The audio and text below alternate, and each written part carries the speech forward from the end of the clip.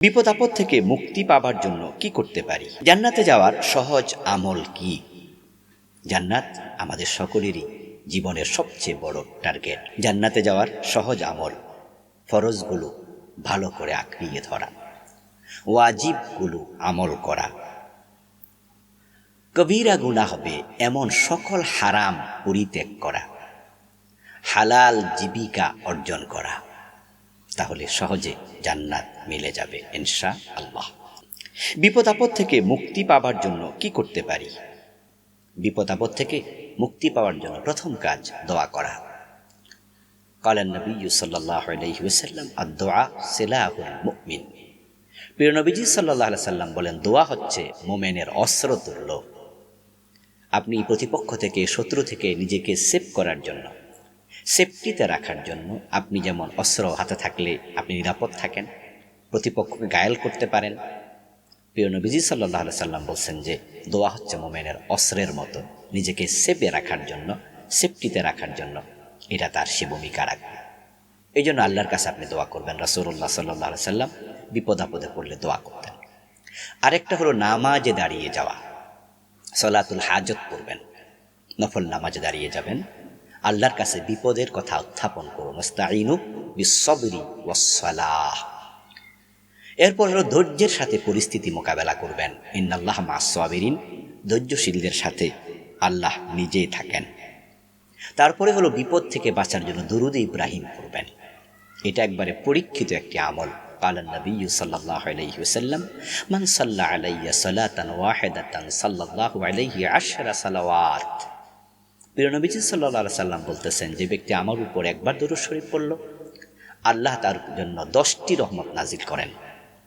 তাহলে আপনি দুরূদ ইব্রাহিম পড়ুন, আল্লাহুম্মা সাল্লি আলা মুহাম্মদ ওয়া আলা আলি মুহাম্মদ কামা সাল্লাইতা আলা ইব্রাহিম ওয়া আলা আলি ইব্রাহিম ইন্নাকা হামিদুম মাজিদ, আল্লাহুম্মা বারিক আলা মুহাম্মদ। এই দুরূদগুলো পড়ুন, 10 দিক থেকে রহমত আসবে। এর মানে আল্লাহ আপনাকে রহমতের কোলে তুলে নেবেন। তারপরে বিপদগ্রস্ত ব্যক্তিকে দেখে দোয়া করবেন, ওই বিপদ আপনার আর হবে না।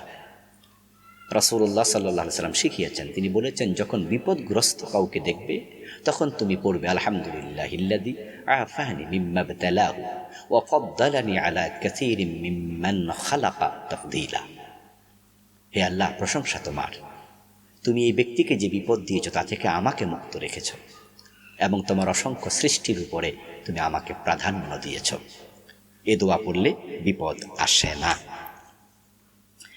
হাদিস এবং সুন্নাতের মাঝে পার্থক্য কি? রাসূলুল্লাহ সাল্লাল্লাহু আলাইহি সাল্লাম যা বলেছেন, যা করেছেন, ওনার সম্মুখে হয়েছে, তিনি চুপ থেকেছেন, সবই হাদিস। কিন্তু সব সুন্নাহ নয়। সুন্নাহ হলো ওই সমস্ত হাদিসগুলো যেগুলো আমাদের জন্য করণীয়। রাসূলুল্লাহ সাল্লাল্লাহু আলাইহি সাল্লাম যা করেছেন সবই হাদিস, সব সুন্নাহ নয়। যেমন তিনি 11টি বিয়ে করেছেন, এটা হাদিস, কিন্তু এটা আমাদের জন্য সুন্নাহ নয়। হযরত হামজা রাদিয়াল্লাহু তাআলা আনহু মদ পান করে হযরত আলী রাদিয়াল্লাহু তাআলা আনহুর ওটের পেটে তলোয়ার ঢুকিয়ে দিয়েছেন। রাসূলুল্লাহ চাচা হযরত আব্বাস বা হামজা, আমি একটু কনফিউজ, রাসূলের সাহাবী চাচা, হযরত আলী উনার ভাতিজা। হযরত আলীর ওট একবারে পেট ছিঁড়ে ফেলছে। তাহলে হযরত হামজা অথবা হযরত আব্বাসের কথা বললাম রাদিয়াল্লাহু তাআলা আনহুমা, মদ পান করেছেন। এখন এটা হাদিস, বুখারীতে আছে, কিন্তু সুন্নাহ নয়, কারণ মদ পান করা এখন হারাম, অথচ হাদিসে এই ঘটনা আছে। তাহলে হাদিসে যা পাবেন সেটাই সুন্নাহ নয়। রাসূলুল্লাহ সাল্লাল্লাহু আলাইহি সাল্লাম একবার দাঁড়িয়ে প্রস্রাব করেছেন। তিরমিজির কিতাবুত তাহারাতে শুরুতে আছে, আতান নবী সাল্লাল্লাহু আলাইহি ওয়াসাল্লাম সাবাতাতা কওমিন ফাবালা কাইমা। প্রিয় নবী কোনো এক কওমের আবর্জনার জায়গায় গেলেন এবং দাঁড়িয়ে প্রস্রাব করলেন। এই হাদিস পাওয়ার পরে কি আপনিও দাঁড়িয়ে প্রস্রাব করবেন নাকি? না। তাহলে এটা হাদিস, কিন্তু সুন্নাহ না। রাসূলুল্লাহ সাল্লাল্লাহু আলাইহি সাল্লাম জুতা পায়ে দিয়ে নামাজ পড়েছেন, সাহাবারাও পড়েছে। এর মানে জুতা পায়ে দিয়ে নামাজ পড়া জায়েজ, কিন্তু সুন্নাহ নয়।